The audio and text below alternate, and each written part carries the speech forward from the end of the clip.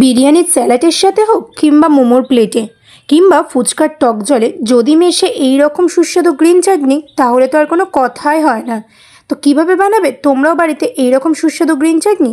Green চাটনি বানানোর জন্য আমাদের প্রথম উপকরণ লাগছে পুদিনা পাতা, আর লাগছে ধনে পাতা, তার সাথে লাগছে লেবু, আর লাগছে আদা বাটা, পরিমাণ মতো নুন, গোটা কালো সর্ষে, আর লাগছে কাঁচা লঙ্কা। এবার আমরা এক এক করে মিক্সিং জারে বা শিলনোড়াতে দিয়ে দেবো পুদিনা পাতা, ধনে পাতা, আদা বাটা, তার সাথে দেবো গোটা কালো সর্ষে, কাঁচা লঙ্কা, আর দেবো পরিমাণ মতো নুন, আর দেবো 2-4 দানা চিনি স্বাদের জন্য। এবার আমরা এগুলোর একটা মিহি পেস্ট বানিয়ে নেব। সব শেষে এর মধ্যে অ্যাড করব গন্ধরাজ লেবু বা পাতি লেবুর রস অনেকটা পরিমাণে। তারপরে মিশিয়ে তোমরা পরিবেশন করো গ্রিন চাটনি।